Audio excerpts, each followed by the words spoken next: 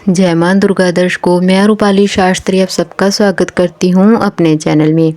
आज हम आपको बताएंगे वामन जयंती के बारे में विशेष जानकारी। भगवान विष्णु ने विश्व कल्याण तथा धर्म की रक्षा करने के उद्देश्य से 24 अवतार धारण किए थे। उनमें से प्रमुख 10 अवतार हैं।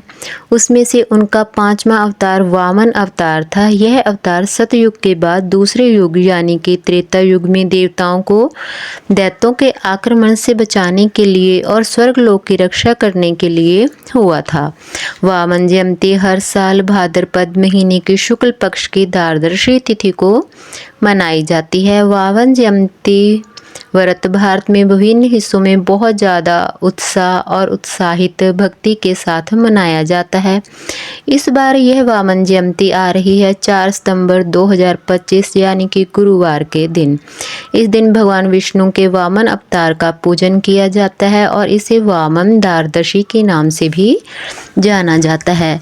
धार्मिक मान्यताओं के अनुसार भगवान विष्णु के वामन रूप की पूजा करने से समस्त बुरे कर्मों का नाश होता है और पुण्य फलों में वृद्धि होती है। इस दिन भगवान विष्णु को प्रसन्न करना, उनका आशीर्वाद पाने के लिए भगत पूजा पाठ के साथ ही मंत्रों का जाप और विष्णु नाम का स्रोत पाठ भी करते हैं।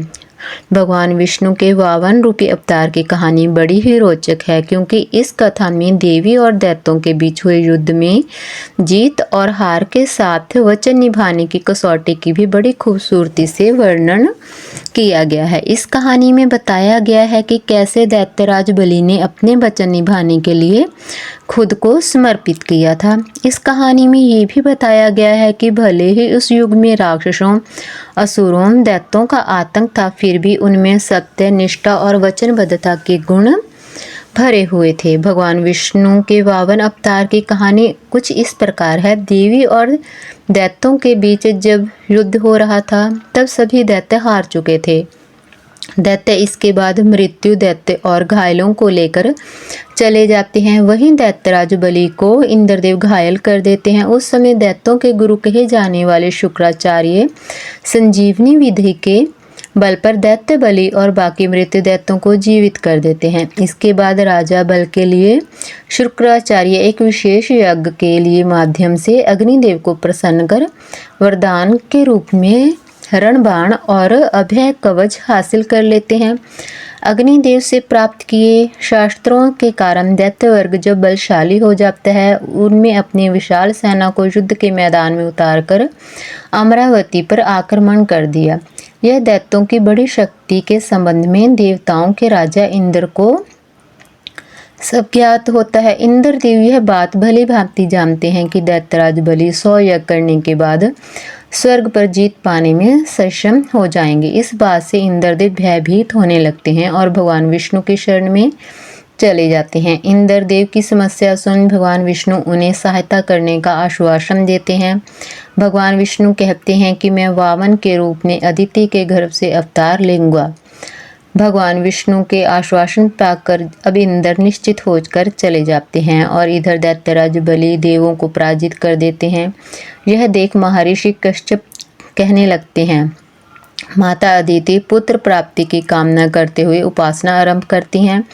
इसी उपासना के बाद भगवान विष्णु के भद्र मास के शुक्ल पक्ष की द्वादशी तिथि के दिन माता अदिति के गर्भ से वामन रूपी अवतार लिया जाता है। भगवान विष्णु अपने इस अवतार में ब्रह्मचारी ब्राह्मण का रूप धारण करते हैं। महर्षि कश्यप उन्हें ऋषियों के साथ संस्कार प्रदान करते हैं। इस तरह वामन बुटिक को महर्षि पुल, अगस्त मूर्ख, चरम माचिस, पलाश का दंड, आग से रस, वस्त्र, सूर्य छत्र, बर खड़ग, गुरुदेव जनेऊ तथा कमलकंड, माता अदिति, कौपिकी सरस्वती, रुद्राक्ष की माला तथा कुबेर भिक्षा पात्र प्रदान करते हैं।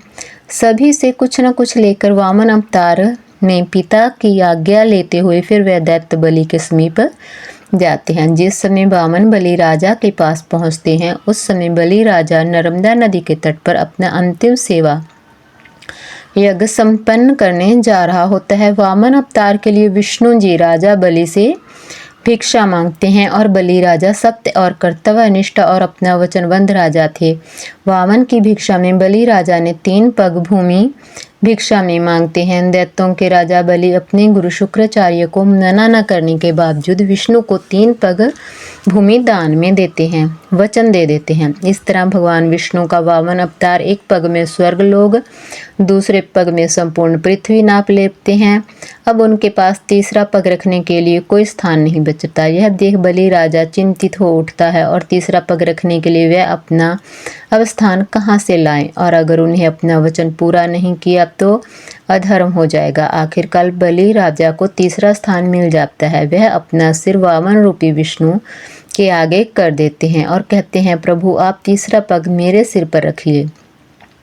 वामन भगवान बलि राजा को बात मानकर वैसा ही करते हैं और दैत्यराज बलि को पाताल लोक में रहने का आदेश करते हैं। बलि राजा की वचनबद्धता देख भगवान विष्णु अत्यंत प्रसन्न होते हैं और उसे कहते हैं, कहो राजन तुम्हारी क्या इच्छा है। बलि राजा अपने वरदान में रात दिन भगवान विष्णु को अपने सामने रहने के लिए कहते हैं। इस प्रकार भगवान विष्णु अपने वचन का पालन करते हुए पाताल लोक में दैत्यों के राजा बलि राजा का द्वारपाल बनकर उनके सामने रहना स्वीकार कर लेते हैं। भगवान विष्णु के वामन अवतार को दक्षिण भारत में उपेंद्र नाम से भी जाने जाता है।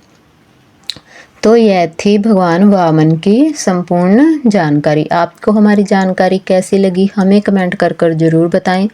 जिन लोगों ने अभी तक हमारा चैनल सब्सक्राइब नहीं किया कृपया वो चैनल को सब्सक्राइब करें, लाइक करें, कमेंट करें और शेयर भी ज़रूर कर लें। जय मां दुर्गा।